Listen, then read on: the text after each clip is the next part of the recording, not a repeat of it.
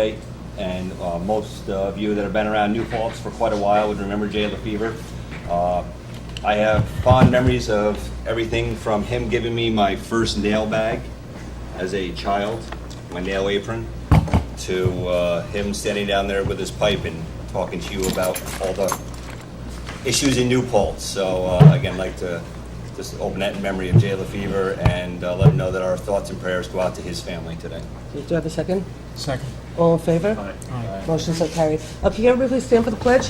I pledge allegiance to the flag of the United States of America and to the republic for which it stands, one nation, under God, indivisible, with liberty and justice for all.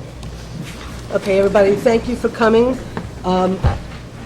We have tonight on the agenda, we have a joint town village meeting. We're going to have a special presentation by Millbrook Preserve, a long time coming, and it'll be great to hear the presentation tonight. Then we're going to be having somebody from the state come who was hired by the Governor's New York Rising program to help the two boards as we move forward on hopefully our first project. Then we'll have a conversation about the joint comprehensive plan. We do have to keep things moving somewhat because then we have a special town board meeting and all of the town employees will be showing up here at 9 o'clock to talk with the town government, the town board, about the issues we're having with town hall and everybody's health. When we get to the town board portion, I have a few things I have to add onto the agenda, just some housekeeping stuff, so I'll do that when we get to the town board meeting. So do I just have a motion to adopt the joint town village agenda as proposed? So moved. Second? Second. Do you want to do it? I'll move the same. Second. All in favor? Aye. Okay, town board, all in favor? Aye. Okay, great. Before we do public comment, one quick announcement that I have, and then I'll ask anybody else if they have announcements. I received this afternoon, which is sort of, I guess the timing is very, could be considered very symbolic with Millbrook Preserve being presented tonight, but I got a email from our attorney, George Rodenhouse, who handled the wetlands lawsuit. Well, Dave Gordon handled it first and did an amazing job, but then George Rosenhaus we hired to pick up and do the appeals. And I got a note from George Rodenhouse today at 3:35. Susan, I'm pleased to advise that the Court of Appeals today announced that the motion for leave to appeal filed by Mr. Gabrielli and others was denied. This ends legal challenge to the town's wetland and watercourse protection law. George. So our wetlands law has been upheld, and this is pretty much precedent setting for the entire region in terms of what this law is, how it protects local municipalities' ability to regulate their wetlands, and by the fact of having the highest court uphold it, sets a standard for all of these other local governments when it comes to home rule. So this is a pretty big challenge that has gone the whole entire course, and the town prevailed. So congratulations to everybody, a lot of people who have worked on this for a long time, so congratulations to everybody. So that's my announcement for tonight. Does anybody else have anything else they'd like to say?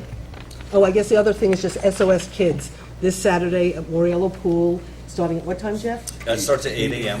8 a.m. It's a great event for people to come. It's our kids participate in doing a triathlete at the pool, and They run around the community, they bike, runs, they swim, bike, run, and it is the largest triathlon that's held for kids in Ulster County, and which is also followed up on Sunday by the full SOS, which also, if you want to come out and cheer for them, that starts early out at the Ulster County Fairgrounds. They will then head out to Rosendale, bike up the backside of the mountain, swim 3 of the lakes, and then end up at the tower. So expect, just so you know, the roads are open. None of the roads are closed for any of this. So anyone driving about either on Saturday or Sunday, do be aware of bikers and groups of bikers and give them what room you can on the road. But they're done pretty quickly. okay, so with that, is there any other announcements that anybody wants to share?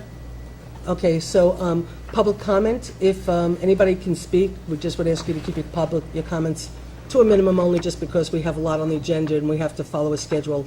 But is there anybody who would like to speak? Nobody? Okay, if you could just go up there and Got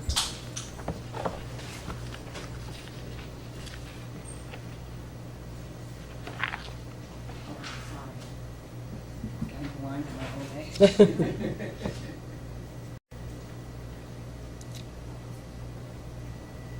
Hi, my name is Amy Cohen, and I'm a resident of the Village of New Paltz.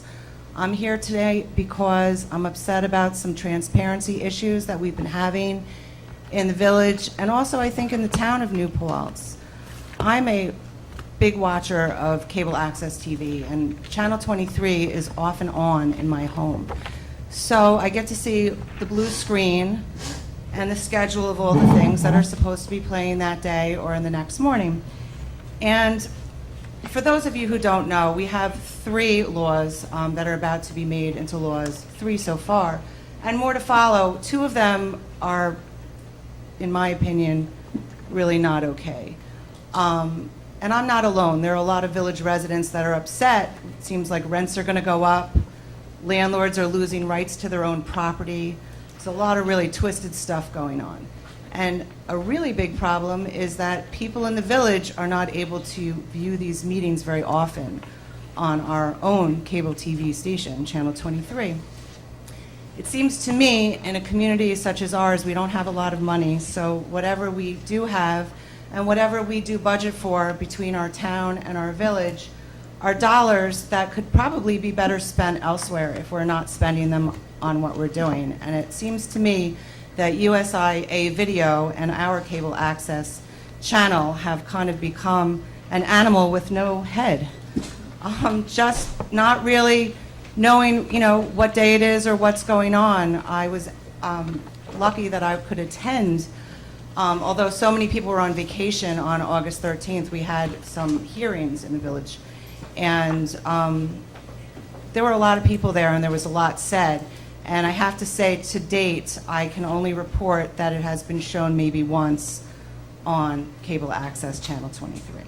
I know that you can go on the web and you can find these meetings, but I did talk to a whole lot of neighbors, and in my neighborhood there are a lot of seniors who don't know how to use computers, they are not savvy, and they rely on the TV to know what's going on.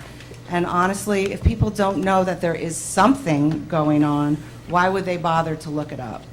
So what I would ask these 2 boards to consider tonight, or whenever you can, discuss this, to take a look at the public access calendar that we have. For example, this weekend, Friday, Saturday, Sunday, we do not have any village meetings on. We have a village joint meeting at 1 p.m.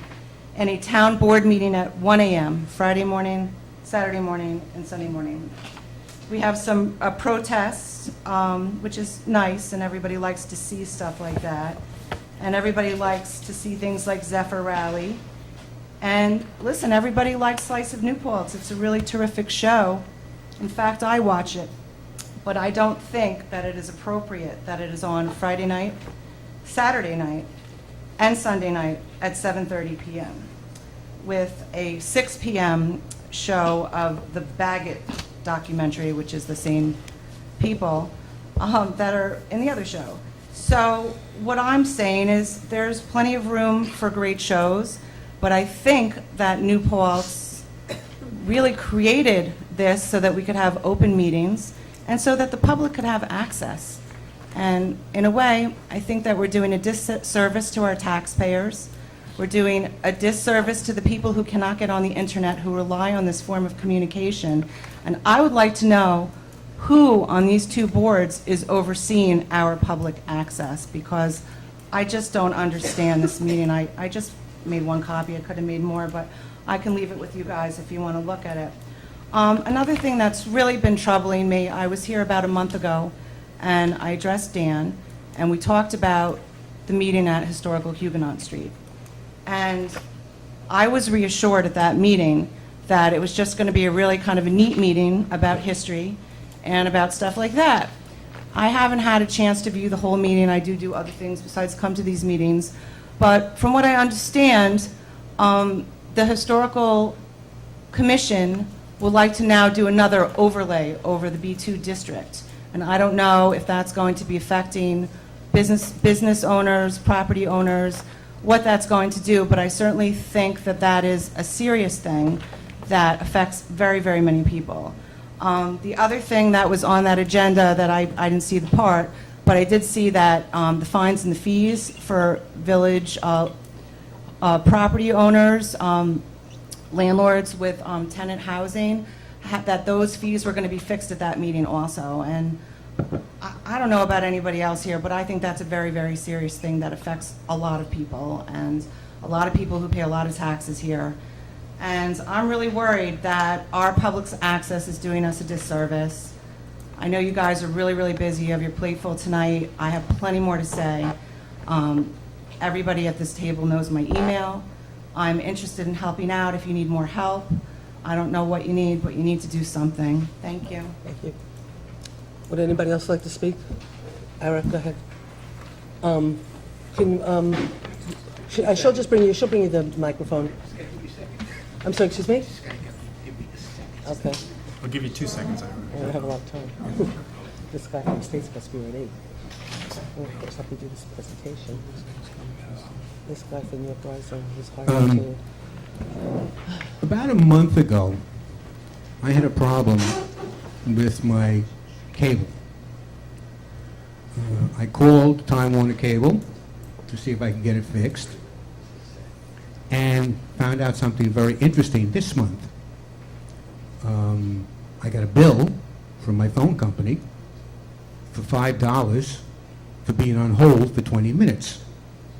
Apparently, so the other day I went down to Time Warner because I wasn't going to call them and spend another $10 to handle my complaints, of which there were a couple, only to find out that there is no 800 number, that the number that they put on the bill is a toll number for a lot of people, myself included.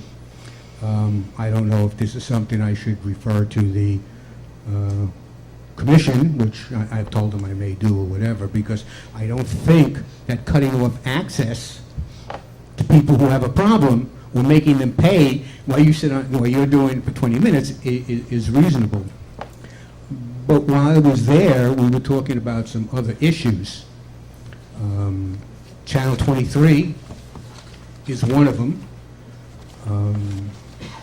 This is the board knows, as of January 1st, anybody who wants to watch Channel 23 that doesn't have a fancy TV will have to purchase a box for $13 a year from Time Warner.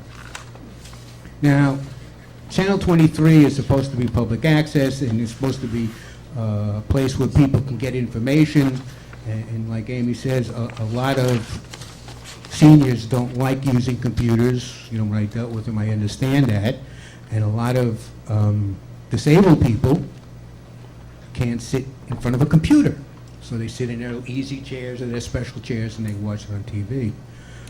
I don't think it's right that the public has to be, I wouldn't call it censored, but the stuff is supposed to be open government. We're supposed to see what goes on. We're supposed to be able to do it, and to make a cost to do it, I think is totally irresponsible of Time Warner Cable.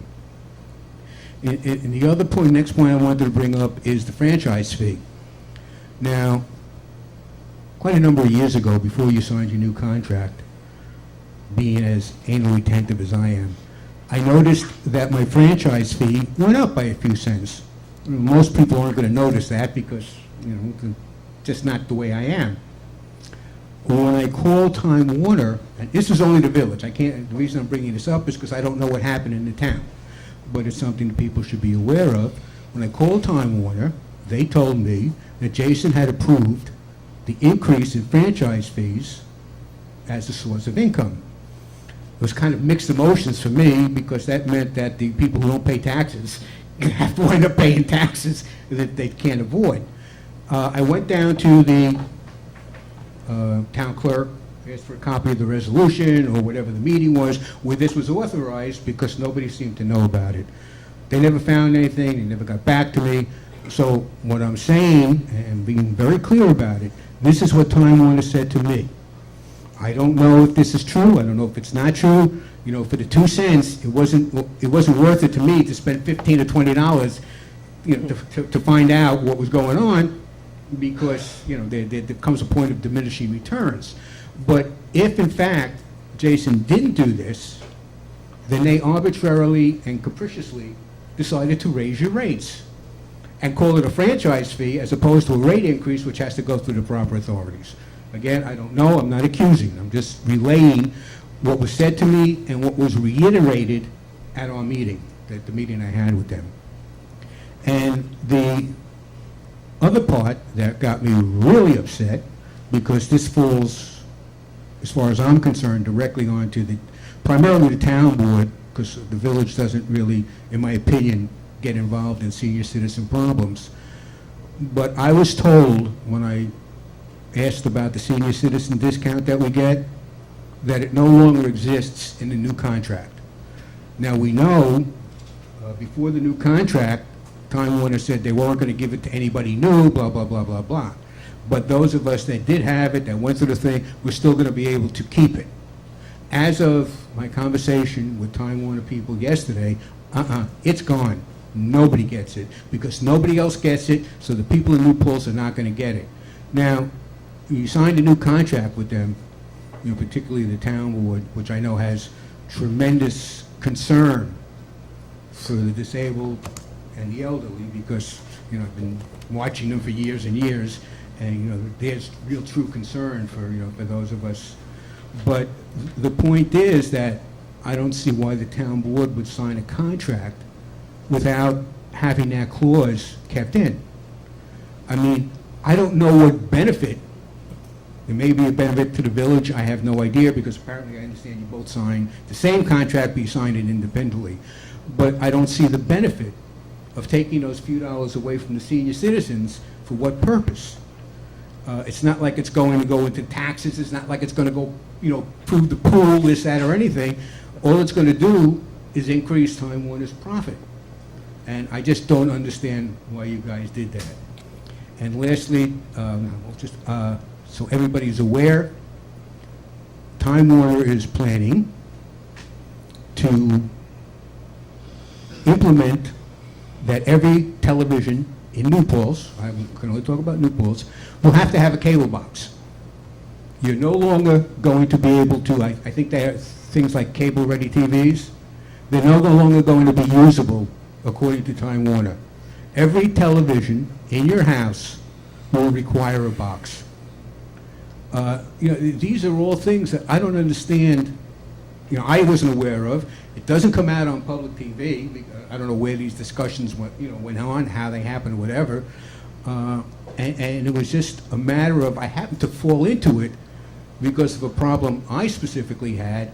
And then, once I start going on something, I can't help but ask follow-up questions, because all it is represents a lot of money.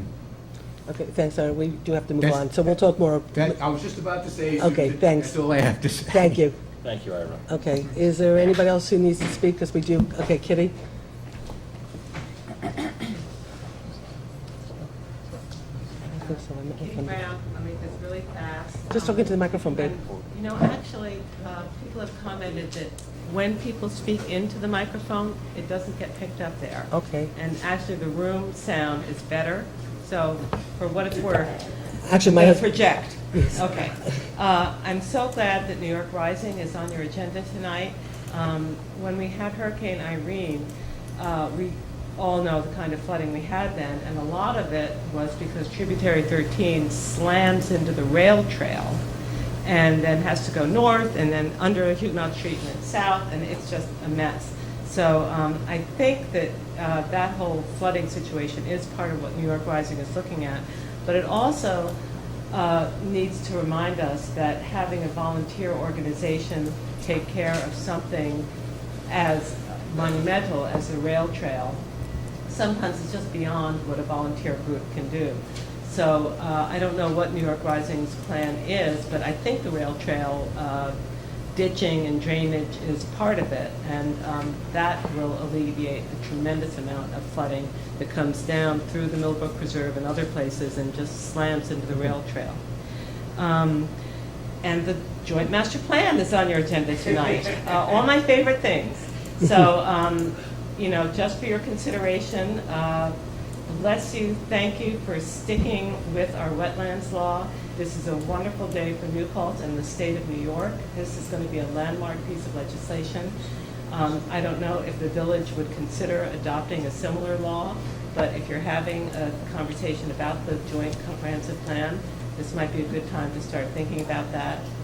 From what I know of the village maps, the largest intact area left in the village, which is I think over 30 or 40 acres, does comprise a lot of wetlands.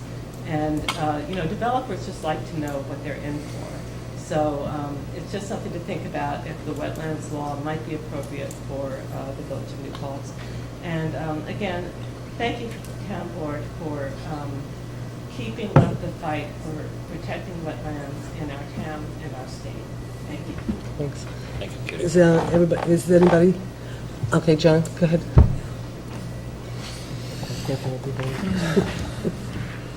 Jonathan Cohen. I live in the village of New Paltz. I just wanted to also make mention, I'm very troubled in regard to our cable access and the way it's being run. I speak to many, many residents of the village who tell me that, if I ask them, how did you see the last village board meeting? They say, what village board meeting? We watch, but we haven't seen it. We've seen the planning board meetings. Plenty. I mean, I think the planning board meetings must run maybe 5, 6, 7 times, 8 times a week. They see the zoning board meetings. Those run maybe 2 or 3 or 4 times a week. They see Slice of New Paltz. He gets the best spot of everybody, which is, it's very nice. But the problem is there's an appearance of impropriety. There's a veil over this whole cable access system. So for example, when there's a town board meeting, it's put on cable access 2 or 3 days later. It's broadcast, and plenty of times. But when there's the village board meeting, as in the last meeting, which was on August the 13th, it took cable access over 2.5 weeks to broadcast that one meeting. Now, I don't understand why it takes so long to transfer an image, the board meeting image, onto a disc and then put that into a machine. So I waited, and I said, well, let me see how they handle the town village board meeting, the co-meeting, down at Huguenot Street, which was being filmed also. That wasn't directly in this room. Oh, interestingly enough, the meeting was broadcast on cable access 2-3 days later, not 2.5 weeks later. And if you put on your TV, I watch it all the time, it's constantly being run. Village board meeting was only run once, 2.5 weeks later. I think. Someone told me they might have seen it. Now, I don't understand. I know Bob Fagan produces Dawn's show, and I know that he's in charge of putting all the programming. I'd like to foil that information and see the schedules for the last 6 months and see exactly what's going on and really take a look at how it's being implemented by Bob Fagan. And if Bob Fagan isn't making these decisions, I'd like to know who's instructing Bob Fagan to create this type of a schedule, which is really non-transparent. And I have to just tell you, the last thing I know, the meeting has to go on. Transparency to me means everything. And the people that came to me were people that were handicapped, that cannot get to the meetings. They're older people, and they rely on cable access to deliver the message. They rely on that medium. So please, if you can, let's get to the bottom of this, and let's find out why this is things are not being done in the proper way. Right. Thank you. Okay. I need to ask, is Bill Blankenship? Bill, that's you, right, Bill? Yes, ma'am. Okay, I'm going to have to apologize to you that we're running late, because we're scheduled to be here at 8. We first have a presentation that was supposed to happen at 7:30, and we haven't even done that yet. So will you be able to stay, be here for another half hour, and it's not a problem? Okay, so we'll get things going, because we do have people here as guests. So, Bob, would you like to speak?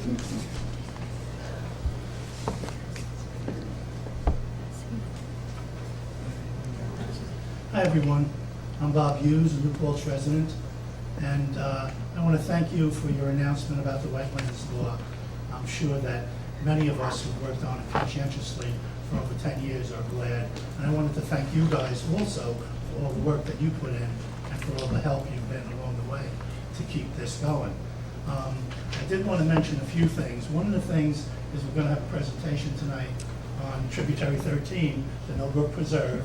And Tributary 13, under the new wetlands law, or the old revised wetlands law, has a 100-foot buffer. Now, Tributary 13 starts across North Putt, which is in the town. Then it comes across North Putt, and then it runs into back by Woodland Pond, then it enters the village. Then it comes out down here by Stewart's and goes over to the rail trail, and it's in the town again. So the 100-foot buffer is what I want to consider for Tributary 13.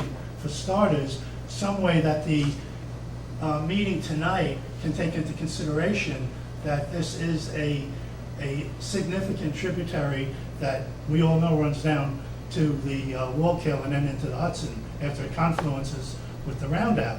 So I'd like somehow to have some sort of home rule extend into the village if you're able to figure that out tonight. So Tributary 13 has full protection as it goes through the entirety of New Paltz. And certainly would like to address wetland protections in the village. Maybe this isn't the time tonight for that. But with New York Rising and flooding, the wetlands are going to help with the flooding as well. And the town comprehensive plan can also address those issues. So thank you, everybody. Thank you. Okay, Don.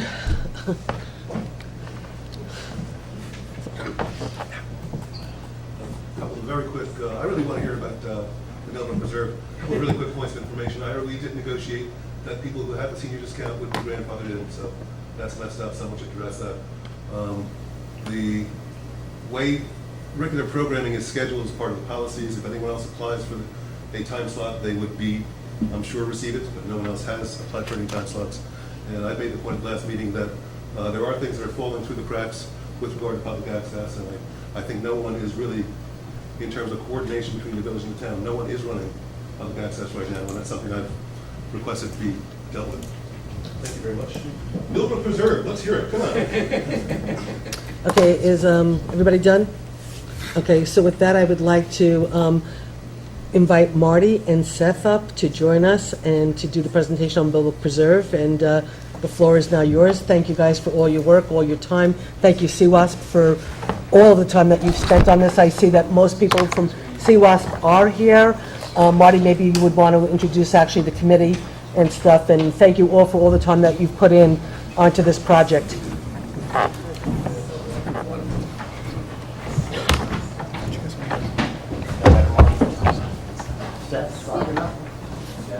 I think we're good.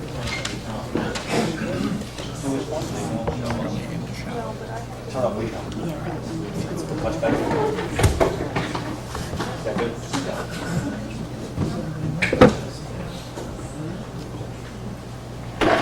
Ready? Good evening, I'm Marty Irwin. I'm the chair of the Town Clean Water and Open Space Protection Commission. It's a long name, so I will be using the acronym we use, CWASP, this evening a couple of times. I'd like to introduce the other members of our commission that are here.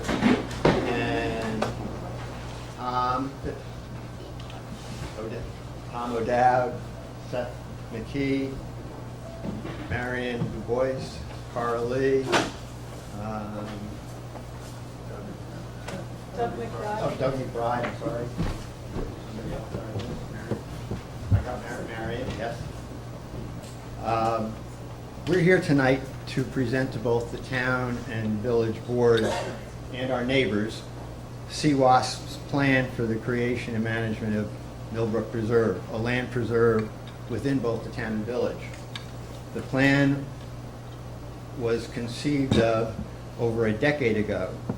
The plan that we're going to be seeing a few slides about tonight has been posted to the CWASP page on the town's website this afternoon. And it's been submitted to DEC, who was instrumental in helping provide the funding for the project. The concept of protecting land along the Millbrook has become an important project for CWAS. The property's significance is identified in the town's open space plan and has the 4th highest ranking. These efforts were begun, as I said, over a decade ago by a small group that included Seth McKee, Michael Zeeler, who is here, and I did not introduce him as part of the commission because he's not presently, but he has been instrumental in that. They have been focused on this since 2003, so they are very patient and tenacious, and I think we are all fortunate for that. The two of them, along with Carl Lee, will be making the presentation in just a moment about the plan. I should also point out that Seth and Carl have been members of the Clean Water Open Space Protection Commission since it was formed in 2006. A great amount of public input was sought throughout the presentation from landowners and the public, and is reflected in the plan. We'll use the plan as a guide for going forward to look at phases of development of the preserve. We will consider additional acquisitions, whether they would be in fee or whether they would be in easement.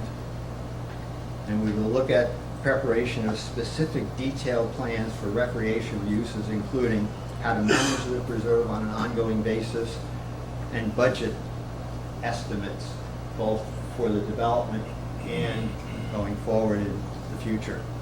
To date, the town has acquired the core parcel of land, often referred to as the Sunset Ridge property. But there'll have to be more conversations with landowners in order for us to realize the goal of Millbrook Preserve. So we are requesting that each of the town and village boards review our plan and adopt it. And that will set the stage for Millbrook Preserve to continue to be a priority of CWAS and strengthen requests for additional funding to move us forward. Thanks, and now I'd like to turn it over to Seth. Go to the next slide, Karen. Sure. Good evening.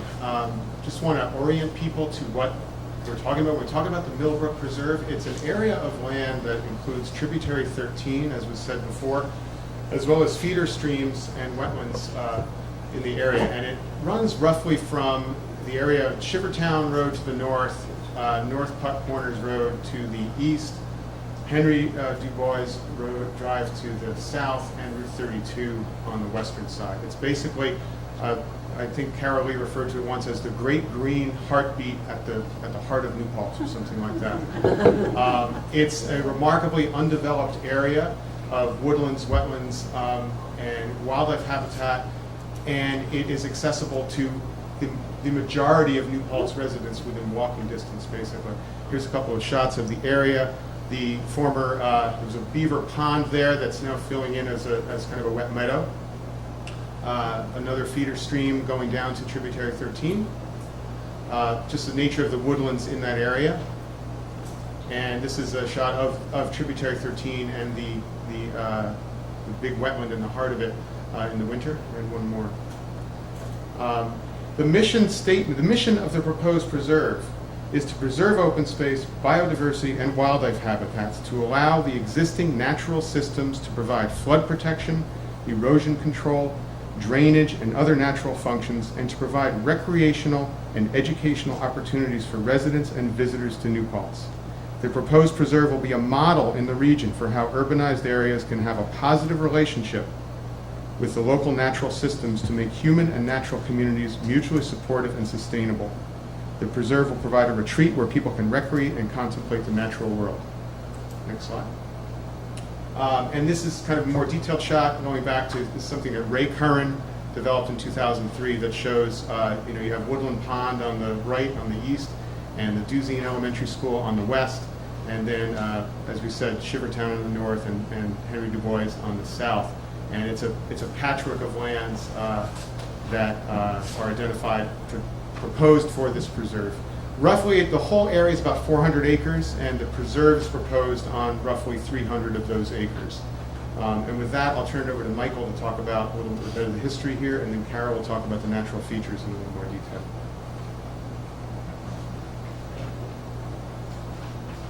So this map was prepared by Ray Curran back in 2003, and the idea was actually conceived by him and by Floyd Niffen, who at the time were both members of the Village Planning Board. The idea came about because there were a number of development projects, which on this map are shown in various shades of pink around the edges of the green, that were in front of both the Town Planning Board and the Village Planning Board. And they came up with this concept for creating this green center that could possibly accommodate development around in certain locations.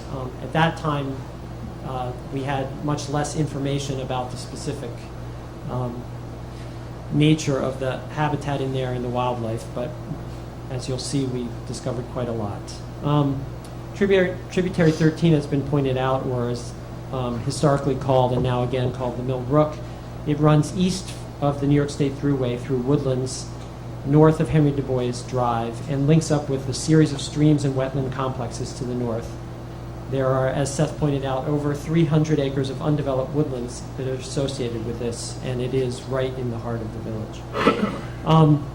Members of the New Paltz Open Space Committee at the time, as a result of this, held a number of meetings with people who owned land within that area. This included the developers for Woodland Pond, New Life. It included the Blue and Gold developer for Stoneleigh Woods, Floyd Niffen, Dave Lent, Steve Ehrman, and Peter Beanstalk. They all expressed interest in the idea of this kind of preserve. So thanks to funding from the town and the village, Hudsonia was hired to study the wetland ecology of the area in 2003. They identified a number of very valuable habitats and a variety of significant wetlands. Following that, the community applied for and received a grant from the Hudson River Estuary Program in 2004, which the grant application was called the Millbrook Preserve Community Stewardship Planning, which in part allowed us to hire Nan Stolzenberg and her firm, Community Planning and Environmental Associates. The significant deliverable from that is the report that you have in front of you. Additional funding for that project came from the town and from the village, and also from Peter Beanstalk. In 2006, the New Paltz Open Space Plan designated this area, as has been pointed out, as a priority open space resource meriting conservation. It was referred to as the heart of New Paltz character area, emphasizing greenways, trails, and linking neighborhoods through conserved spaces. Also in 2006, the Open Space Committee held additional meetings, both public meetings and outreach with landowners and neighbors of the proposed preserve, presenting a concept plan that was developed by the planners, trying to gauge a level of interest and answer questions. And there seemed to be both strong interest among neighbors and landowners and very strong interest among the community at large.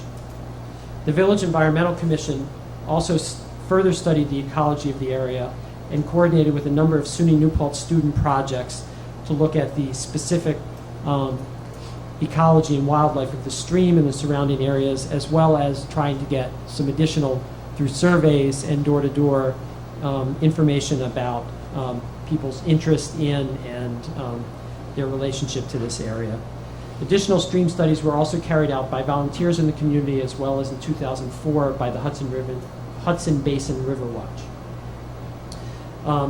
Finally, the town secured a donation of land, conservation easement, and trail access to a portion of the Lent property within this proposed preserve during the subdivision approval of the Lent Farms development.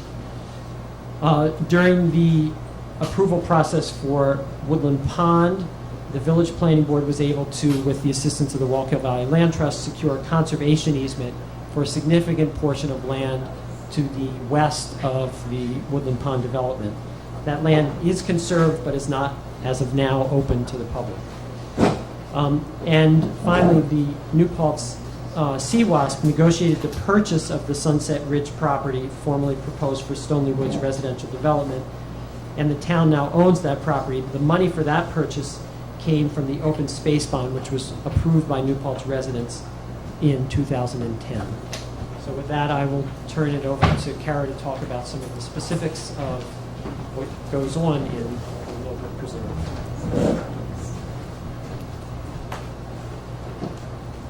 everybody. I'm Kara Lee, and I'm just going to walk you through a few maps that have been developed over time. And I really want to stress the fact that when this started, people knew there was open space out there, but we didn't really know too much about it. And we've really come to have a much better understanding of the value of this in terms of a natural habitat area right here in the heart of our community. So this map, the first map there is just the blue are the actual water features. The purple are the wetland areas, and this is what an ecologist would call a wetland complex. These wetlands are all connected. This is kind of a big sponge on the side of the hill. As the water comes down, it spreads into these wetlands. And those wetlands provide water purification, and also they slow down the flow of water as it's coming down the hill. When you were talking about Tributary 13 hitting the rail trail, well, this complex all helps slow that down and purify that water. So this preserve is about the woodlands, but it's also about water. Next. This shows the buffer areas around those wetland complexes and streams that were identified by our consultant as really being critical for protection and provide or serve as the core of the preserve. Next.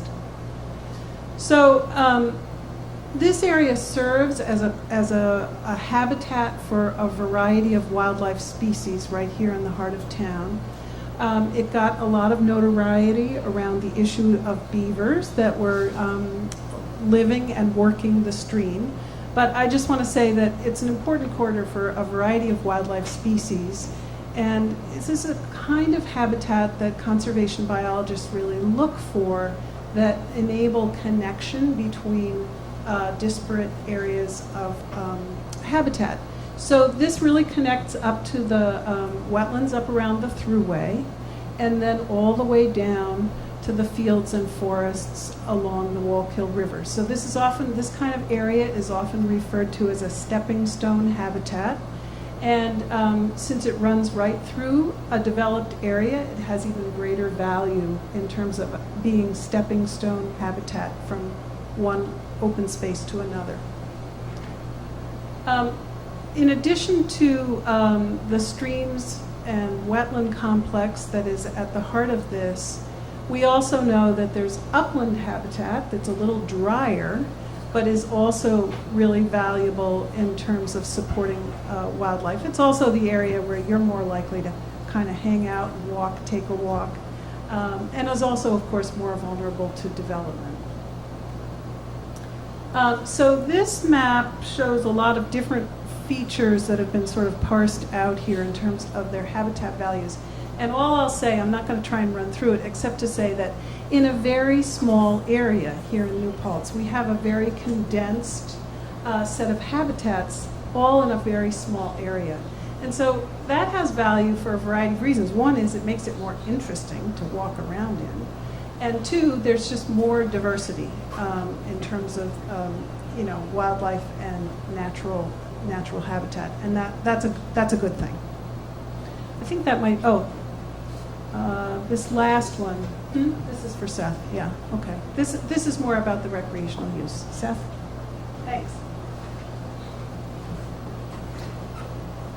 Okay, thanks, Kara. So the map you see in front of you now shows potential trails, and some of these exist already. There's a network of trails throughout this area that have been there for decades. Some of them have been pedestrian trails for quite some time. Some of them have been used by all-terrain vehicles, which the plan clearly says is not an appropriate or sustainable use of that area. And some of them would be new potential trails. You can see stars throughout this area which represent potential access points to the preserve. That doesn't mean that the town and village should develop every single one of those as access points. Some of them would be appropriate as, for instance, a trailhead with a modest amount of parking spaces.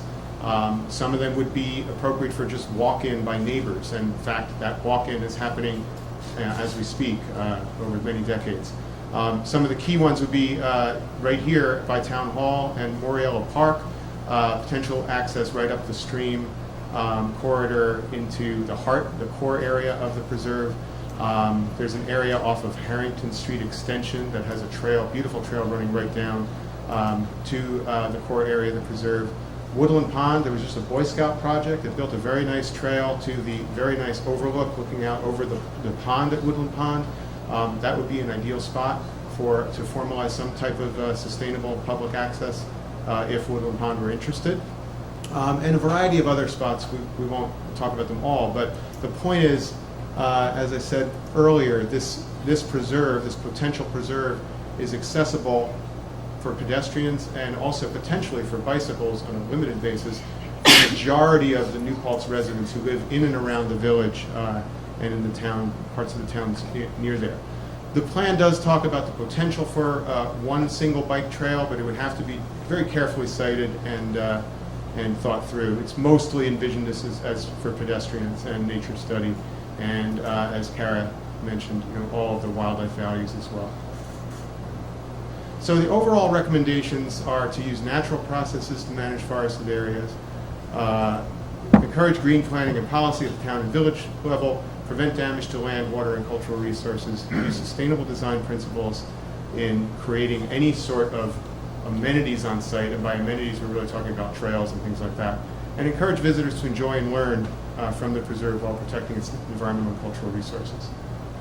I won't go through all of these, but there are some key recommendations: acquiring key additional properties in the core area, focusing on linkages of the core area to Moriello Park, retention of trees, eliminating non-native vegetation where that's important, only crossing wetlands and streams at the minimal amount possible and in areas with lower vulnerability.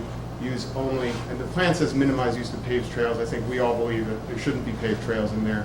Leaving 100 feet buffer around all seeps and vernal pools. In fact, there's ecologists think that a 750-foot zone around vernal pools is really vital to maintaining their function ecologically, and work to maintain a minimum of 75% of those habitats. Use natural materials to control erosion. Our consultant and Hudsonia earlier identified that there may be a DEC eligible regulated wetland within the preserve, and so requesting a formal determination of whether that core wetland complex is subject or should be subject to DEC wetlands laws, and develop a trail system as was shown on the earlier slide. Okay. Dogs on leashes. Consider installing a limited number of benches and picnic tables, ecological monitoring, consider allowing fishing, and really watch the impact of deer on the preserve in terms of overbrowsing. And then access, we've talked a lot about this. We don't need to belabor it in the interest of time, but we've kind of already said all of that. And then linkages, there's a lot of opportunities for linkages. I think it would really be great if kids from the New Paltz Gardens apartments could walk through the preserve to Moriello Park with only crossing Henry Du Bois Drive once, and to walk to the pool without ever having to cross another street. I think that's a great role that this area could play, plus getting them away from their screens and into the woods near their homes, which many of them may not have done. I think that's it on the recommendations. And Michael was going to finish up with some recommendations outside the preserve itself. So, although we're going rather fast through this, I do hope that people will take time to look at the report, whether the hard copy or online, which should be available to the public as well. And one of the key things about this preserve, as people have been referring to over and over again, is that this is a large undeveloped parcel that exists within a fairly developed village within the town of New Paltz. And the impacts of things that happen outside of the actual preserve that we're talking about can be very significant. And so what I'd like to talk about now are some of the recommendations in the report that refer to things that the town and village boards can consider doing at the governmental level in order to help protect this, even if those projects and so forth occur outside of the preserve. So this slide shows you the preserve in green, and the black shows you the boundaries of the village. The white line is what I'd like you to focus on. This is the watershed that feeds into the Millbrook. And this preserve plan is largely based on a watershed model. And so what the consultant, Nan Stolzenberg, and her colleagues did was to really analyze what are the areas that are feeding into this that have hydrological impacts on the actual Millbrook and its associated tributaries. And so you can see that this area, especially to the south and north and to the east, is significantly greater than the preserve itself. So I'm going to try to read my notes here. So the point is that any kind of development proposal, changes to roads, changes to stormwater, and to sewage and so forth, could all potentially impact the Millbrook Preserve and the Millbrook itself, even if it occurs at a great distance from that. So the main job, I think, then, is for us to manage water quality and also manage water flow. This is referred to on page 36 of the plan. A number of planning and management recommendations are proposed in the Millbrook plan. These begin on page 37, and I'd like to just point out a couple of them that I think deserve emphasis. So point number 4, which is on page 38, is to minimize stormwater runoff and impervious surfaces, so that projects that are proposed should be encouraged to use pervious pavement, green roofs, rain gardens, and to minimize the amount of grading and landscape disturbance that occurs. As an example, I'd like to point out both a positive and a negative that happened with respect to the Woodland Pond project when it was in front of the Village Planning Board. I believe that it was a missed opportunity in terms of using pervious pavement and green roof.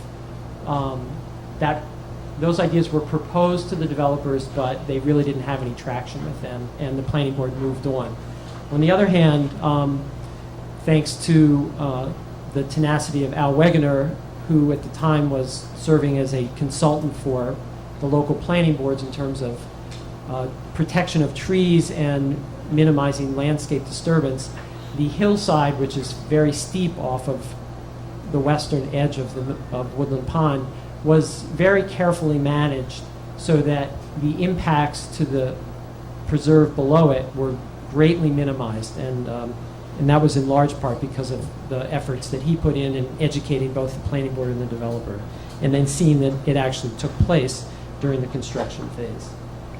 So I think it's really important for town and village boards to encourage their planning and building departments and their planning boards to become educated so that they can become conversant in these ideas about using pervious surfaces and green roofs and rain gardens, so that when developers come forward, these can be part of the conversation from the very beginning.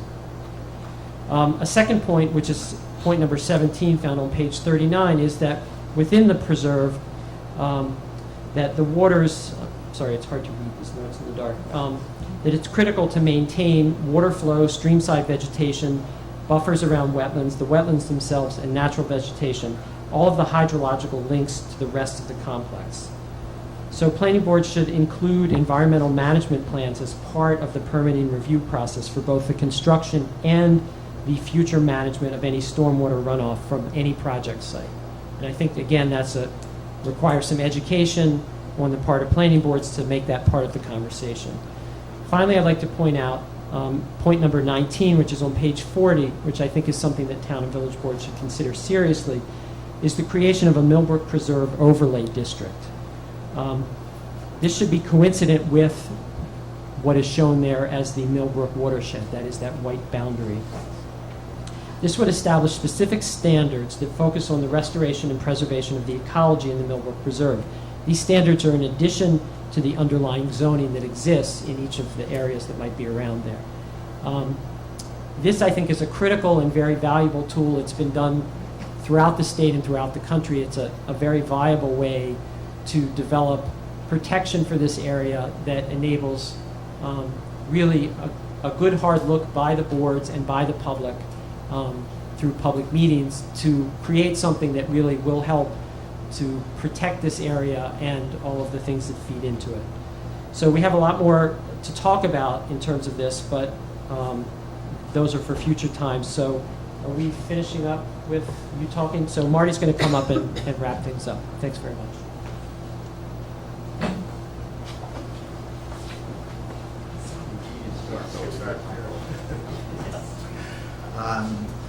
So what's next? Well, we've actually spent a long time, but this is the beginning of an effort. It's not the end of an effort. We have a plan that tells us how to go forward. We have a lot of recommendations to consider, not the least of which is how are we going to maintain this property in the future. Talks about establishing a Friends of the Millbrook Preserve Committee. That's part of it. But there's also a discussion that ought to be had with both the village and the town about how the DPW might become involved in an ongoing effort. Because we do need to recognize that that's ongoing for a long time, as long as you want the preserve to exist. And just as when we purchase an easement or we purchase land to conserve it, that's in perpetuity. It's a long time, and we want to make sure we've contemplated that when we make our decisions. So there's also more conversations that have to be had with other landowners. We've mentioned that we've acquired the core parcel, the Sunset Ridge parcel, that we have Woodland Ponds property, but we're not yet able to walk across it legally. So we're beginning a process. We're going to keep pushing forward, but we need the support of both the village board and the town board to continue to make it a priority of our CWAS group. I think we can go on to the next one. So, funding options. Obviously, that's key to where we go next, because everything going forward is going to cost money, whether it's the planning phase of it, or the construction, or the ongoing management of it. The support of both the village and the town boards, we know, will be very, very valuable when requests are made from any sources for monies to help us implement our plan. We mentioned the in-kind services. We mentioned friends groups. I think we can go on. I know you guys need us to move forward. Is that the last one? Yep. Yes. Thank you all very much.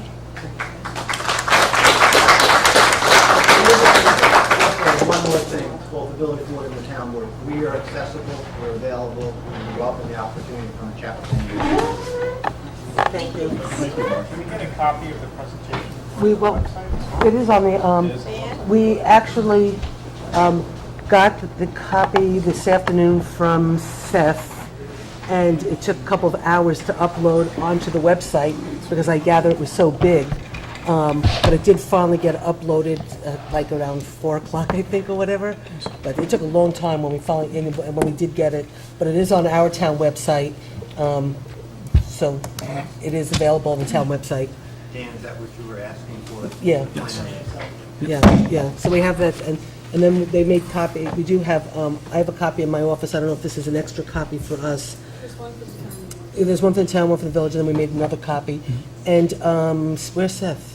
Seth, did you you're going to be submitting this to the DEC, or you submitted it already? Yes, it was submitted electronically. Okay. And that is going tomorrow to the DEC, although I need to get some sort of paperwork filled out by the town, so we'll take care of that. Okay.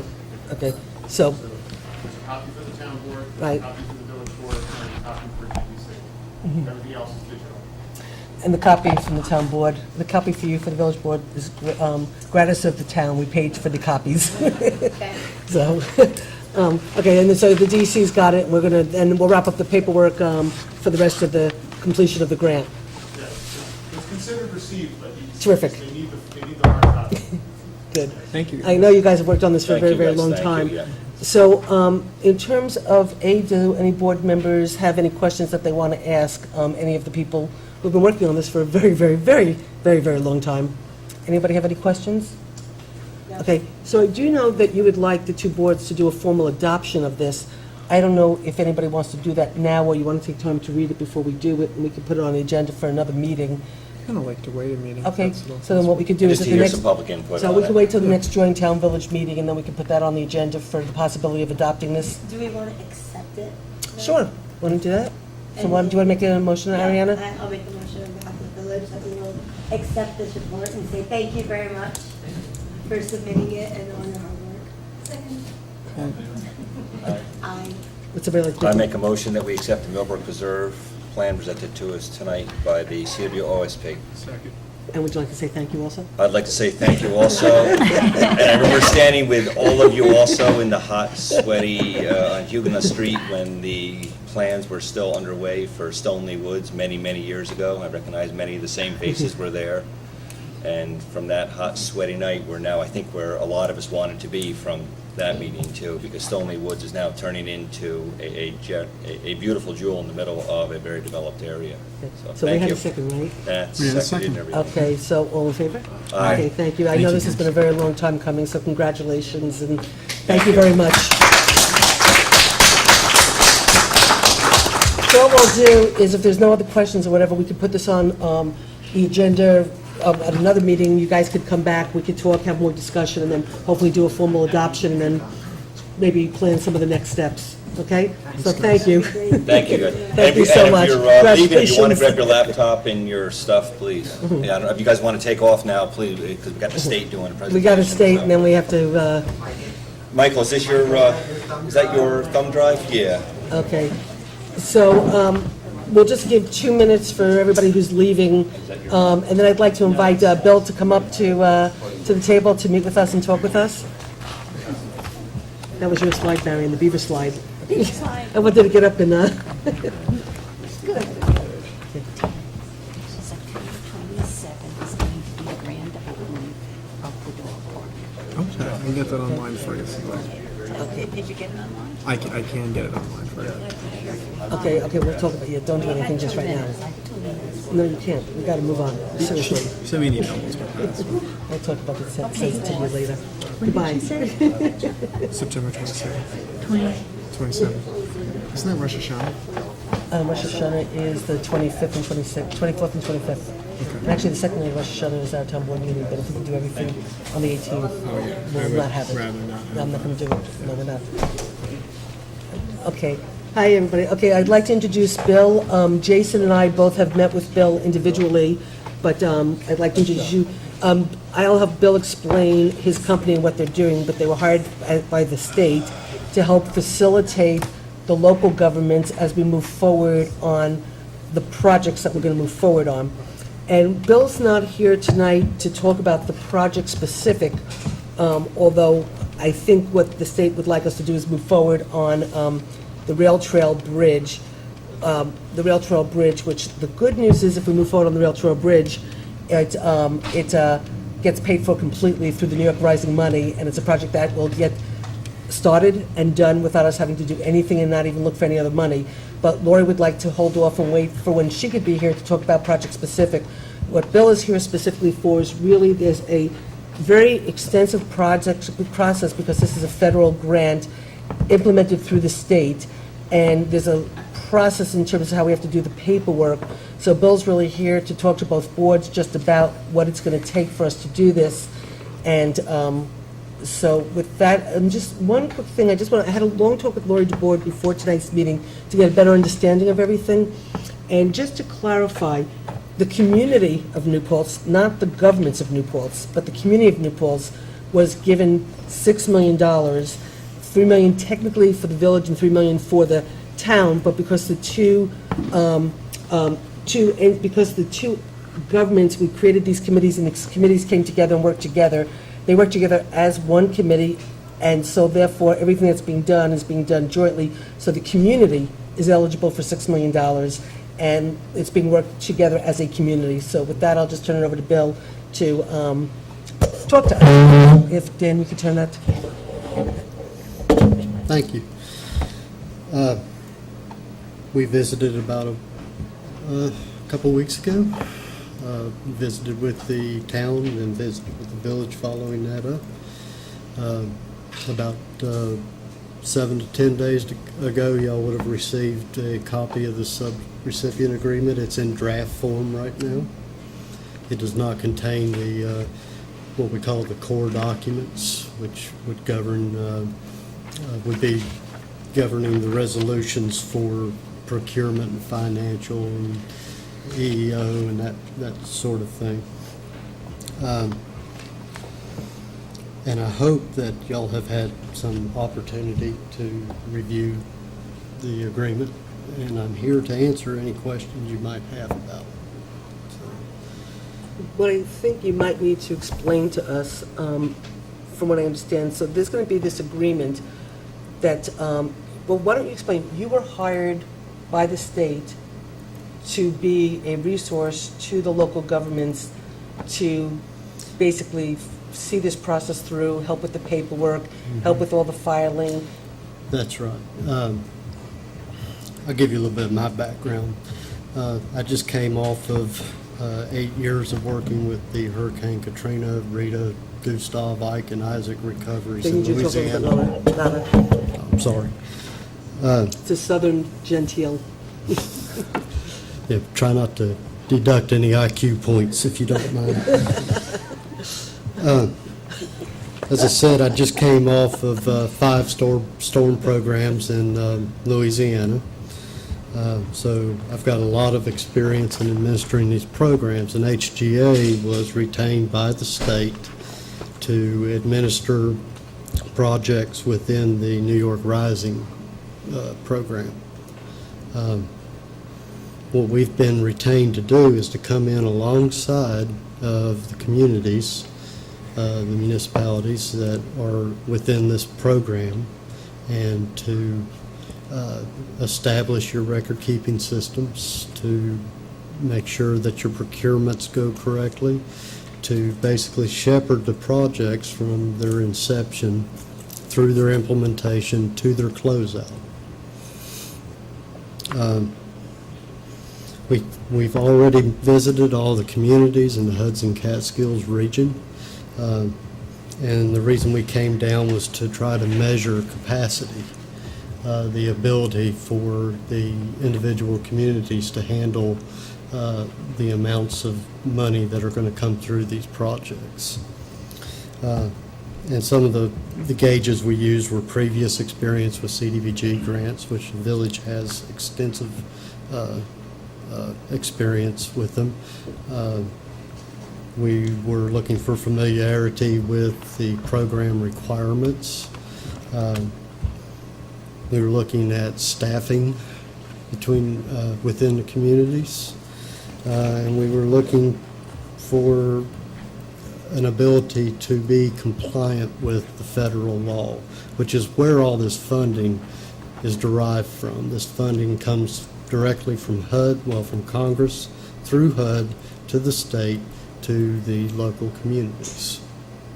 So it's up to, that's the reason for the subrecipient agreement at this point, is to establish that connection between the localities and the state. And the state has already signed their grantee agreements with HUD in turn. So the agreement is going to consist of the draft. Basically, what is in its draft form will be the executable document with the addition of core policies and procedures and some insurance documents and things like that. The big thing it's going to cover, though, is how you handle your procurement, and that's procuring professional services like engineering or design, up to bidding the construction for the job, and everything in between that, topographical surveying, geotech for the project locations, phase 1 cultural surveys. It could cover ASME surveys. So there is a very specific process that you have to follow when procuring for services under the HUD laws. The other thing it's going to cover is an environmental process. Each one of these projects will have to be environmentally cleared using federal and state law. The state laws are a little more stringent in some areas, and the federal laws are stringent in other areas, and we'll be following both. And that'll be of interest to folks who are interested in protecting the wetlands. And there'll be studies for any project that might even impact a wetland. So it will cover your financial management of the projects. And this is a very important thing if you cannot keep track of the record keeping. HUD could conceivably walk in anytime, demand to see a financial document like a signature authorization card, who signs the checks. Demand to see it. If you don't have it, then it raises a question in HUD's mind. What HGA is here to do is to make sure that all of these things are at your beck and call, that you have that record-keeping system in place, that if HUD is to walk into the building and say, show me this authorization to sign checks, you're going to be able to pull that out of a file folder or a binder and hand it to them, and then they're going to get out of your face, hopefully. So those are the 3 or 4 really big areas that this subrecipient agreement is going to cover. And like I said, our role is to come in and provide any support and assistance to get you through all these projects.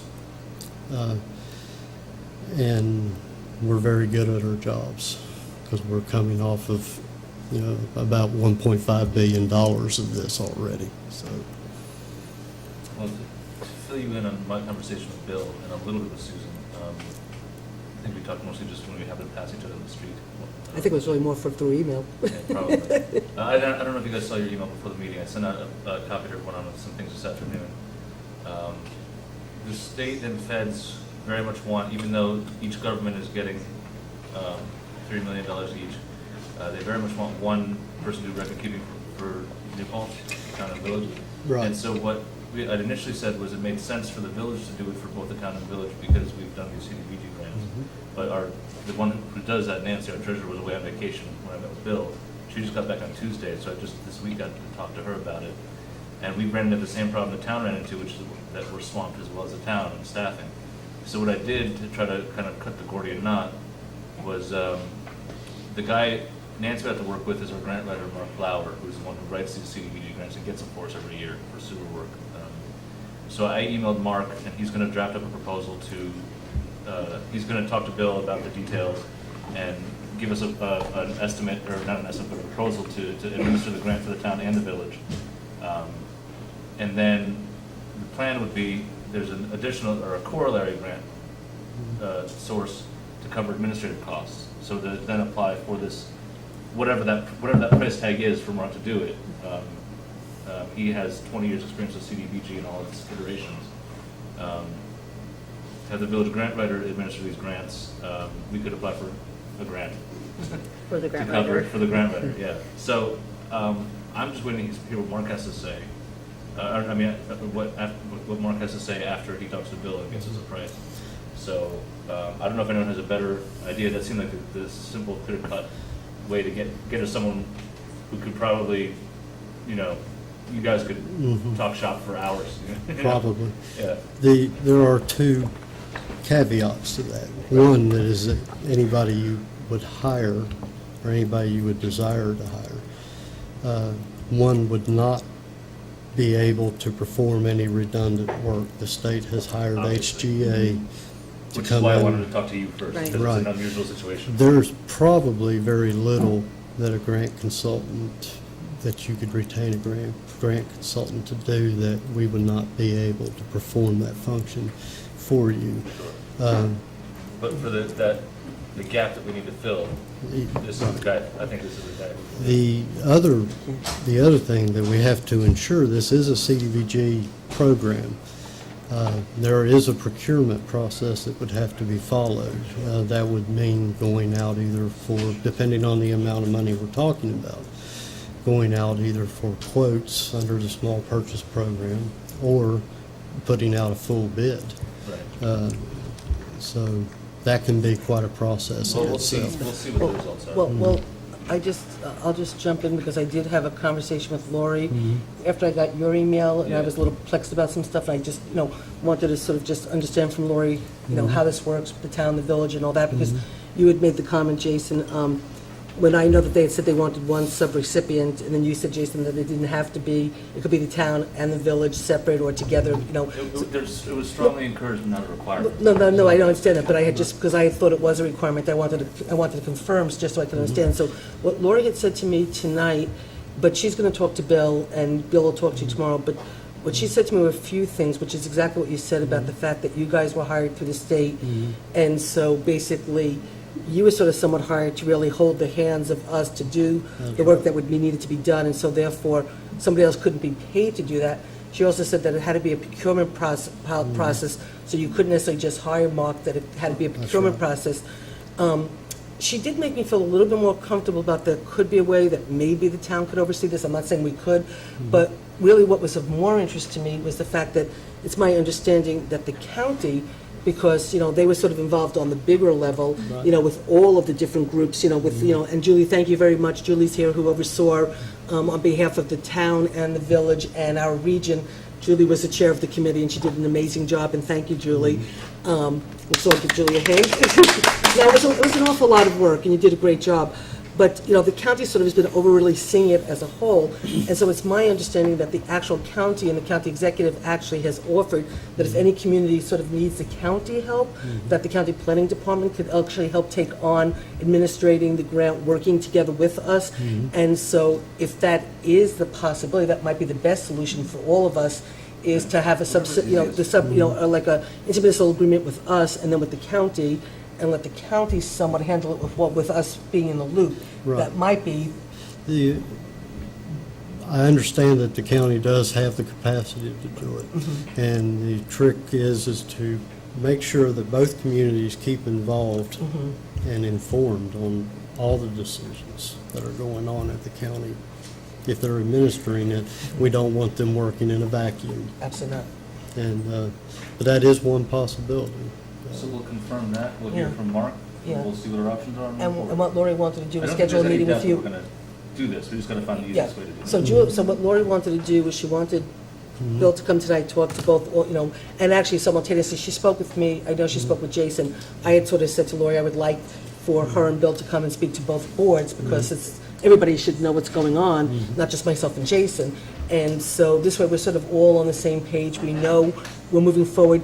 The sooner we do, which I asked Lori, the sooner that we actually come to an agreement of who's going to be the subrecipient, the sooner the process gets started, and the sooner the process gets started, the sooner the bridge gets fixed. That's right. And so, we probably want to keep sort of moving this along. And so what Lori had asked was she wants to try to set up another meeting as a follow-up, Jason, with you and myself, with Bill, with herself, and whatever, so, and then maybe at this point we bring the county in to sort of talk about how we could do that, and we can come back with recommendation to both our boards to figure out how we'll move forward.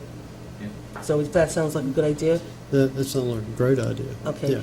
And what I'd like to just add, while we're on this subject, is I did get a call from the county executive today, which on another project that's in the New York Rising, which is the 299 bridge going out, to the Walk Hill Farm. We all know that's a county bridge. It's on their agenda to be fixed going, and it's coming up.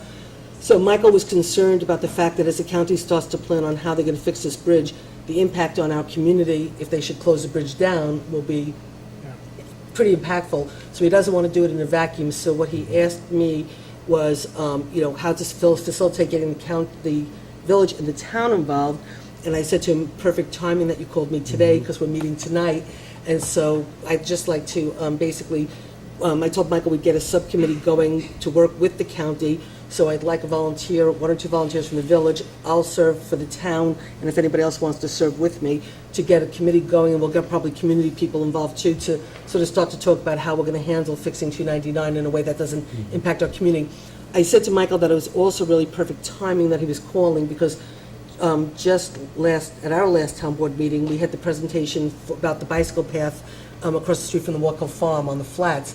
In that bicycle path, there's a lot of work that has to be done on the county road that has to be integrated in the bike plan, and then simultaneously the bridge, because the flats bike path comes right off of the bridge and then goes down and whatever. So whatever they're going to do with the bridge is going to impact what we do with this bike flats plan. So I said to him the timing was actually perfect, plus the fact that we're starting to get our feet wet with New York Rising, and eventually maybe they can help with helping to facilitate what we ever do. So whoever from the village would like. I'll do it You want for to do now, it? and we'll see Okay. if there's So- someone better, or we'll not. Sure, okay. So I'm going to call Michael tomorrow to tell him that, as soon as he's ready to get a meeting going, to call me. I'll coordinate with you, Jason. We'll let everybody know when the meetings are happening anyway, so everybody wants to join us, but that's going to start moving forward too. So it seems like it's all sort of somewhat coming together, at a good time. Right. So does anybody have any other questions for Bill?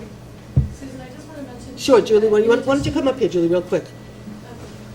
Let's try not to use the reference we're getting our feet wet either. This is actually about keeping our feet dry. Did I say that? Yes, you did, yeah. We're just starting to get experience, but we ought to be better about it. Okay. Starting to roll. I was just going to say, in addition to the 299 bridge, also Route 299 itself, west of the bridge, and Springtown Road is its own separate project as well. So while you're discussing all of these, it makes sense to discuss that too. And there were several members on the New York Rising Committee that are from the Springtown Road area that I think it would be really beneficial to bring them in on it as well. Yeah, so, great, thank you. And actually, as we move on the bike flats trail too, that all impacts, so it sort of all has to be Right, it all coordinated, ties sort of together. together at this point. And the state felt that this was a good springboard project to start moving toward, first you get the emergency access portion of the project, then you can move right down Springtown Road, Carmen Alberta Bridge would springboard off of that. So Yeah, that's why they chose that project. right, the rail trail bridge, Mhm. which definitely does need, that's the most impacted area during the floods of Springtown Road. That bridge is emergency access, and so, that sort of makes sense to be the first place to start. And, That's right. and it's a manageable plan. It's about $300,000, I think it's estimated.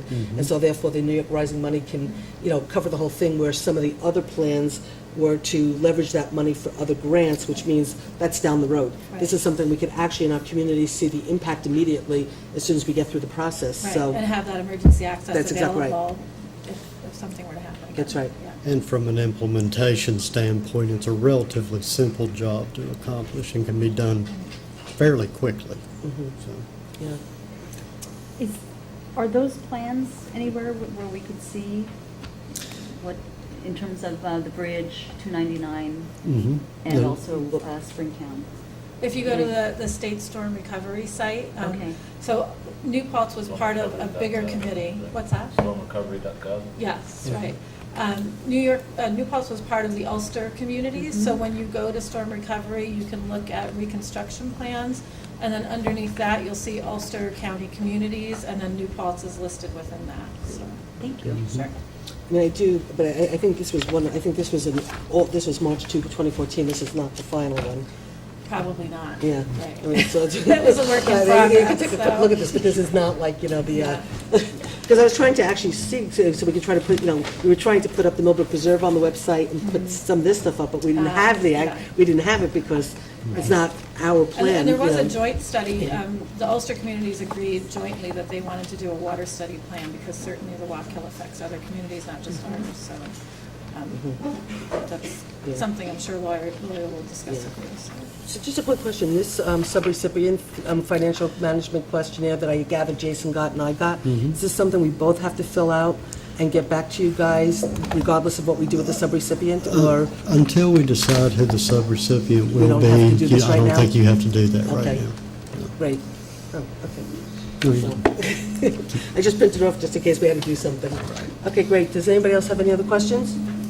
Okay, terrific. So, thank you so much for coming down. We really appreciate it. Thank you, Julie, also for all. If you do have any, We'll figure this all out. It'll be fine. if you do have any other questions Yeah. for the state, of course, contact Lori DeBoer. Well, Lori's going to set up a meeting with you Right, and right. us to follow up, so Right. thank you so much for Thank coming you. down. Sorry for making you wait. No problem.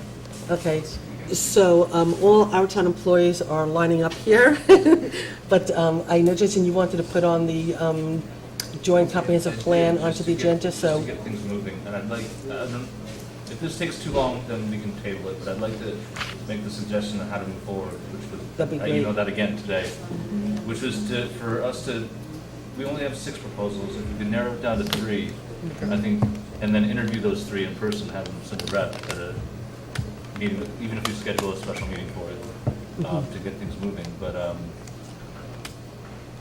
I don't know what people think, on how to move forward. I think, you know, I mean, I know personally there's a couple of these that that wouldn't make the cut. There's one that I think I'd really like to see, but I think if we could come up with a consensus on 3. so why don't we... I mean, Jason, I'm going to see if, because I've gone through all of them. Proposals, yeah. Yeah, and I'll give you my top 3, see if they match yours. I have Turner. Well, wait. Yeah, Before I you mean, do I that, have 3 that I could throw at you, Okay, and maybe but I'd you have a like- similar 3. I'd like to make a suggestion, if it's okay, Yeah. only because I have not had a chance, because we've been having a crisis with our building, and it's been taking a lot of time.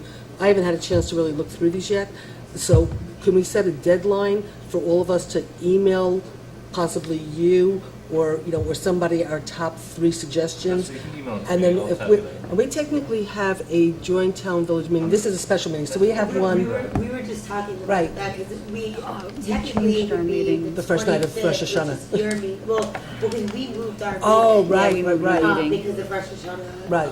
We're meeting on the 10th on the 17th, but not on the 24th. Okay. But technically, I think we would be here because Right, last right. time was village. Okay, and our meeting is the 18th, and actually, the school board is going to come that night to do a presentation on their comprehensive plan, on the bond or whatever. I mean, if you guys want to come to, on the 18th, you can come they can do the presentation to the village board and the town board, so they don't have to schedule a second presentation, and I can let them know that they can do it to both of us, because I think they must have reached out to you. And then we can get to Jason if he wants to, you know, or whoever wants to, you know, tabulate, and then we could discuss it that night, and then we could set up the interviews. So the Does that- 18th, you probably are aware of this, is the zero waste. Oh, that's right, that's the night Yeah, of the thing at the she college. realized that she scheduled that, Oh, that right. it was scheduled on the. Right, and I was gonna go at the very beginning. Um, Well, the other choice is we can move our meeting, although I just scheduled the 18th with the school district, but we can change it. Why don't we figure out the closest convenient meeting? Well, that's what we're trying to do. I know, but not right now, so you can get on with your own meeting. Well, the only, are you meeting the 17th? Yes, Yeah, And that's, You wanna do it when, then? is that, what night is that? it's a Wednesday. it's a Wednesday. Okay, I mean, we can try to call the school district and see if we can move it to Wednesday, the 17th, and if it's okay with our board, we can just schedule our meeting for Wednesday night instead of Thursday. There's a meeting here at HBC.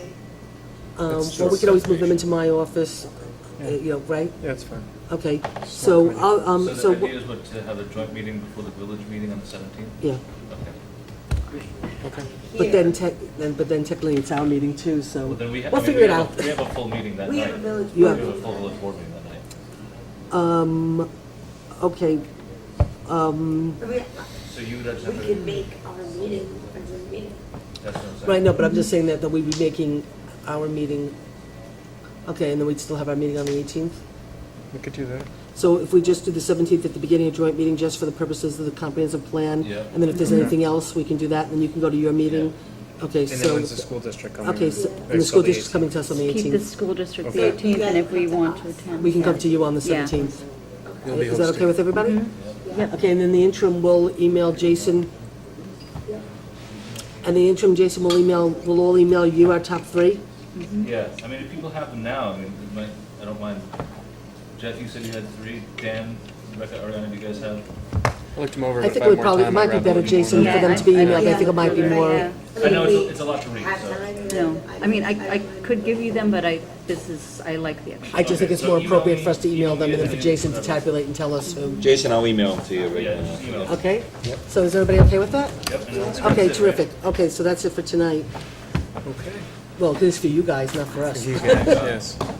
So thank you guys for coming and joining us. Thank you. All right, so we need to adjourn the vote. So 17th at 7:30, right? We'll be on the agenda first at 7:30? I'm emailing you. Okay. But I'm saying we could be on the agenda at I move that we adjourn 7:30. the village board. Second? All in favor? Aye. Okay, great, thanks. Okay, for the purposes of the town board, I need to add to the agenda 2 prepays, the skid steer that we approved last week, a Leprechaun bus for the youth center, You're the one who's gonna use this woman anyway. then salvaging of a police car, the one that the HBO movie people trashed, and an event that we just need to approve. So I just want to add those housekeeping things. We could do those right now, and then we'll get to. So she does it on. Okay. Do I have a motion to accept the agenda As agenda, as modified? as modified. Okay, all in favor? Aye. Okay, motion so carried.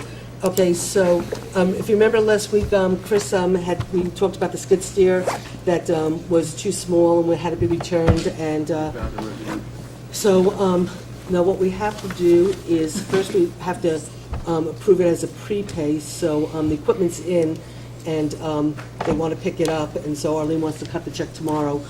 So we need the authorization to include a payment for $52,640 to A. Montano Company in the September prepays this week. Do I have a second? Second? All in favor? Aye. Okay, motion so carried.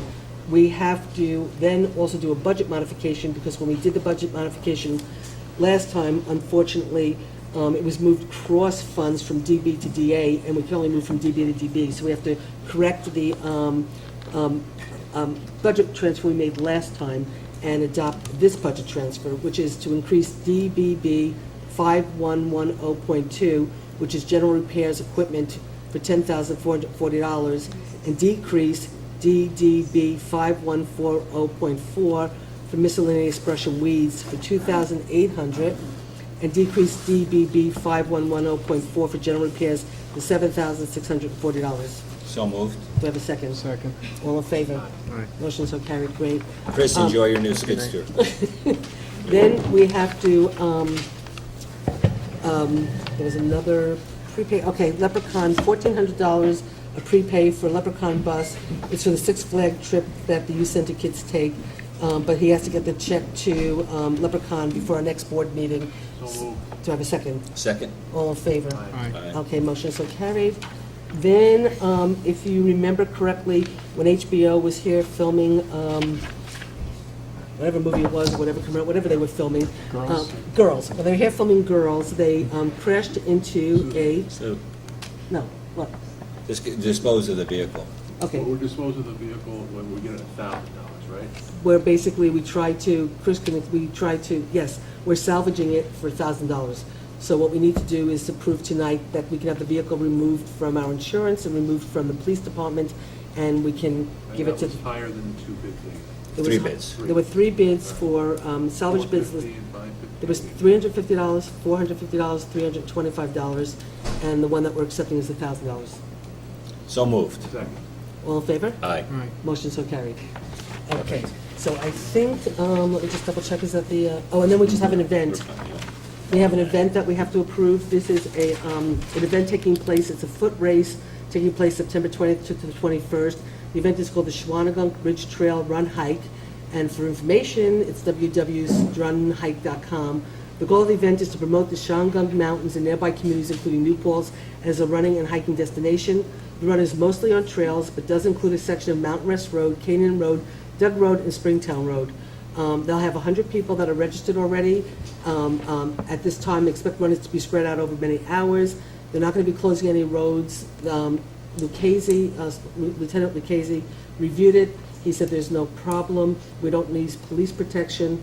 And so they, I'm just asking the board to approve this event. So moved. Second. Any discussion? Who's the applicant? The applicant is, Ken? Positive? You know Ken. You know Ken. Kenneth Posner. You know Ken. Of Schwann-Gunkin Ventures LLC. All in favor? Aye. Motion so carried. Thank you very much. Okay, so with that is the business portion. So I'd like to ask all the town employees to move up closer instead of standing in the back.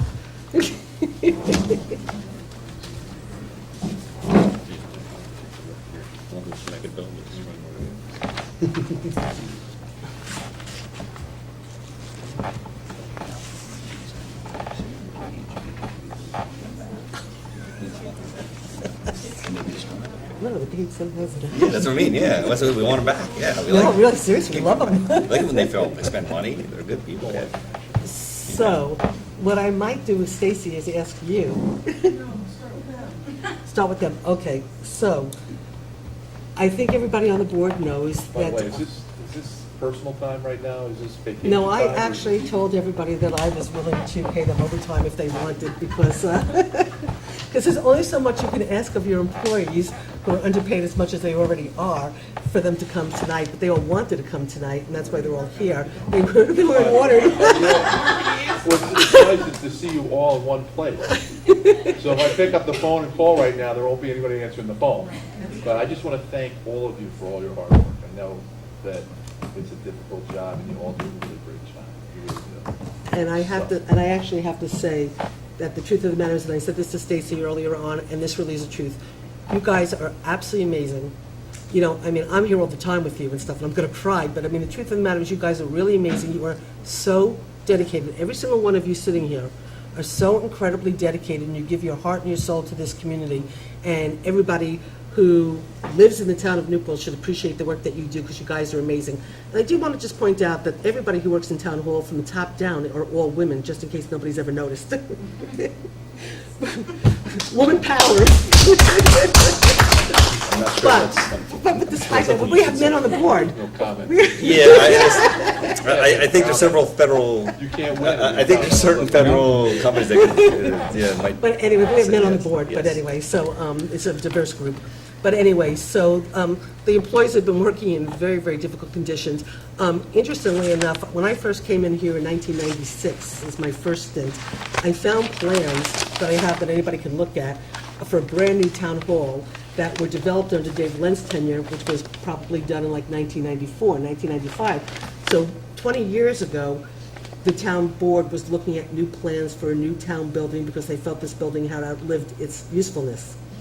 Unfortunately, like most administrations, things have a tendency to, good faith is done, but somehow things move slow in government. So here's 20 years later, and whatever problems have only gotten worse. The handicap accessibility obviously is really not truly handicapped accessible.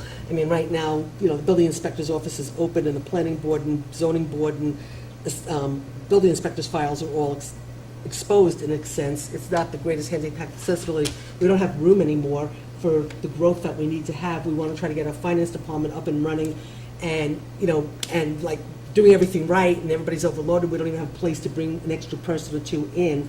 But the biggest issue right now facing us is the health of every employee sitting in this room who has been going through. There's not one employee sitting here who has not been to the doctor many times over the past couple of years, if not the past couple of months. And unfortunately, it's getting worse and worse and worse. And we're at a point right now where not only do we have to figure out a long-term solution, but we have to figure out a short-term solution to get us out of the building really ASAP. We just have to know, in my office, which has always been the assistant's office has always been one person. We now have two people.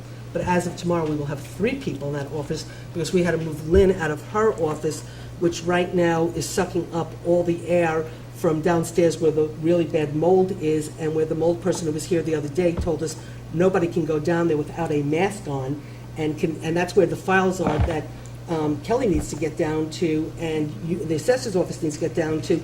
So we have files downstairs that need to be accessed. And basically, the mold expert, who hasn't even given us the report yet, has basically said no one can go down there without a mask. Now, asking employees to go downstairs to do their work and have to put a mask on is not the kind of conditions we want our people working in. And so what's happened in the past 2 weeks, ever since we've brought in the mold people, is that as we have now started to, you know, poke and disturb what's happened over the last 2 weeks is probably everybody sitting here, including myself, has gotten sicker, has greater problems, and it's getting to the point where it's really getting really very, very, very difficult and stuff. So basically, everybody, this morning when I came into town hall, when we were trying to figure out where we were going to move Lynn and how we were going to move Lynn, and we were going to build a wall, and we were going to do this, and we were going to do that, and then everybody sort of went home and realized that by building walls and doing things, we're going to be doing disturbance, which the mold guy told us to do as little disturbance as possible while they do these tests and try to see the results. I walked in this morning after I got up at 6 o'clock in the morning and took 2 Excedrins because my headache is nonstop, from whatever. I came in this morning to almost a mutiny of all the employees saying, Susan, you can't build this wall, you can't disturb this stuff, it's bad enough, we're really scared. Hence why I sent you all the email that I sent today, and I asked everybody to come in so they could sort of talk to you personally, to us and to the public, so the public understands that we're not looking to build a new building because we want a new building. I've lived in this building for 4 years, back in 96 to 2000. It's been 3 years, it's like, I don't care that I've gone to every doctor in the world, it's okay, I could, whatever, but at the end of the day, it's gotten to a point now where, we all listen to each other now, and we now talk to each other, and we hear what we're, so anyway, so What are the complaints? So what I'd like to do is let each employee have their opportunity to speak if that's what they want to do, or. Just a quick question. Have we Sure. contacted OSHA about this? No? We contacted PESH, and then we contacted PESH, and now we have some experts that we've just hired. Chris hired 2 experts who have come in and have done some testing. One guy was in last week, and the other guy was in yesterday, who spent a long time talking with myself, Trish, Stacy. He found more things than we even knew in terms of other problems within the planning board and zoning board and building inspector's office, wet floors. I can't even remember the amount of stuff he was telling us about the mold that he thinks is in the ceilings, that there's black mold in the ceilings, about the moisture that's getting in and coming from the roof and coming down and is on their floors over there, the moisture that's coming in from the landscaping around outside. I don't remember, what else did he say? I mean, he was going on and on. Yeah.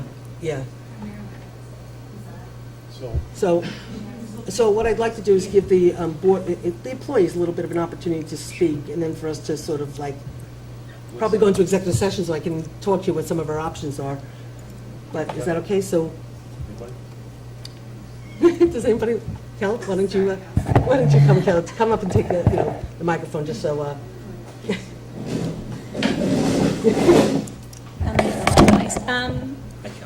Hello, everybody. Thank you for giving us the opportunity to talk to you about some of the things that are going on.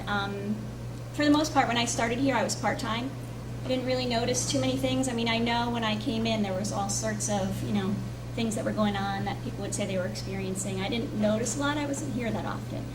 When my position became full-time, I really started noticing respiratory things. I know I've always had issues with mold and mildew, it's just bothered me, but then headaches and everything got a little bit worse. And as we started this whole records retention process, and we began working in the basement and moving our files down there, and then when we had that office day where we close up, and I spent a lot of time down there so that I could figure out what needed to, be thrown out at what point and date and label all the boxes. I also had a big FOIL request that I spent a lot of time down there for digging through. And I came up from there extremely sick to the point where Helen was quite alarmed because I couldn't read and my eyes were bad. And I said, there's just mold all over the place down there, that's all it was. I didn't realize how bad it was. But over time, there's not a day that goes by that we're not all hitting up the first aid kit for ibuprofen every day. An hour, 2 hours after being here, I keep calling, I tell Chrissy, one eyeball headache's kicking in. It seems like too since we've disturbed things around here. It's just getting a little worse. And I know the front office, who was right underneath where I found a lot of mold, I know they've been experiencing a lot of issues, and that might be a good time for Lynn to. Well, I'll leave on it too. Thank you. Okay. So I'm here only a year, and after 4 or 5. does it? Some days it does, Kevin. After the first couple of weeks that I was here, I started having rashes and respiratory stuff, and I was like, "What is going on?" Never had allergies in my life, period. Put up with it for a while, been to the doctor for chronic sinus infections over the year several times, never had sinus infections before. Complained, we moved me to the back for a little while to see if that would help, but in here, it's really like, doesn't matter where you are in the frying pan. So after a while of running back and forth to try to deal with files and everything, I just said, forget it, and went back into my office. So I have continued to have, and made the complaint, which was part of why Pesh came, which was a real joke. I have complained for over a year, and I have had headaches, rashes that are unexplained, which required medication that doesn't always work. I have had respiratory issues. I have been in there getting aspirin, all of us, really. And it's gotten to the point where you can't really work right because you can't concentrate if you have a headache, so we really need to do something. Thanks. And Lynn, Thanks, Ronnie. Part of the reason in my office, we have the server and everything there, that has to be cool. It really should be in a cool environment. So the air conditioner's on most of the time. My brother sold air conditioners. He says, Norman, I know there's not a little man in there that spits out clean air.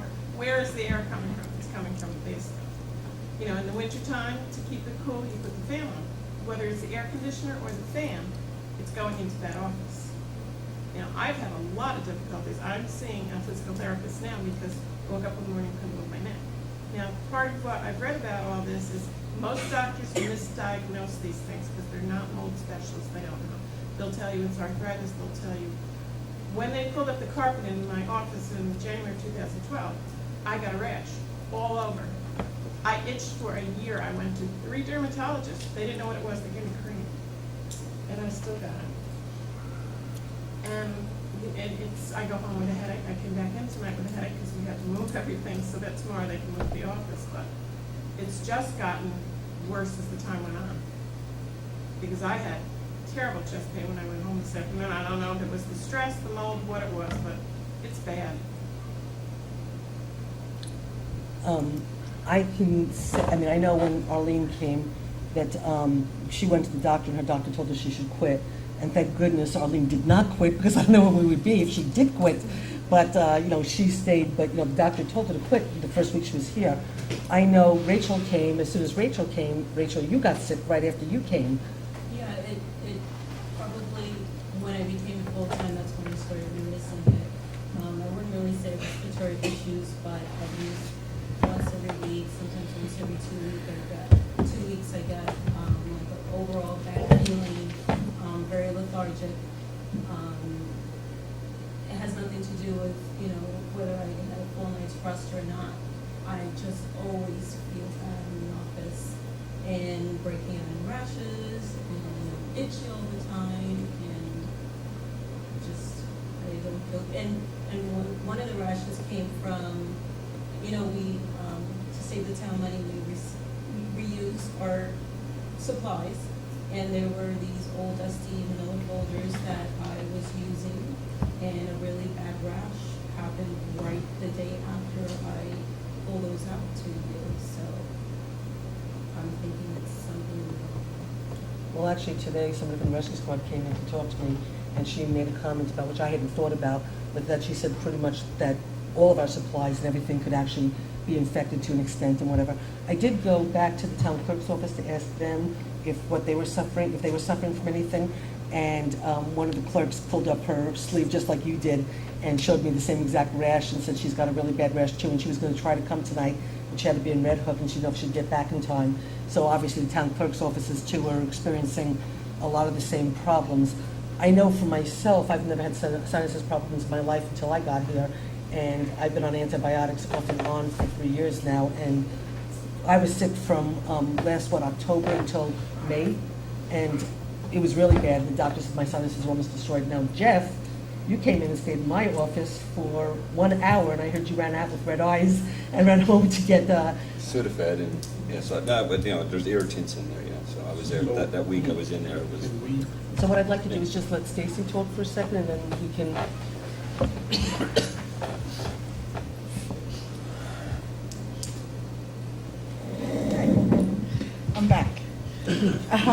So you've heard what the employees have had to say here. You know, Chris has brought professionals in. Tests are being run. We don't have any of the reports yet. There is mold and mildew downstairs. To what extent there is, I don't know. What type it is, I don't know. But I think what you have here is an old, sick building. So as a precautionary measure, what do you recommend? Until we get the test results in, what do you recommend? I'm not in the business of recommending. I don't know what to tell you. You guys have to figure it out. You know, We have space we can move into temporarily? I don't know. That I can talk to you, but I have to talk to you about that in You know, executive session because it's contract negotiations. It's just, yeah, it's just, I think it's just a sick old building syndrome. This building is very old, okay? Through the years, it's been neglected, okay? You know, I venture to say the majority of what you see on the walls is original. Yeah. Okay, you know, so there's no ventilation, there's no air movement. The only air movement you get in this building is when someone walks through the door and the wind goes swish. I mean, so I think it's you know, sick building syndrome is what I would call it. So we'll get that confirmed with test results. I hope Which so. we expect when? Chris? Next Wednesday. But you know what I have to say? You know, nothing's ever been updated here, you know, and when things don't get updated, they break down. So you've got, you know, you've got a lot of dust, you've got a lot of dirt. The building's filthy from top to bottom.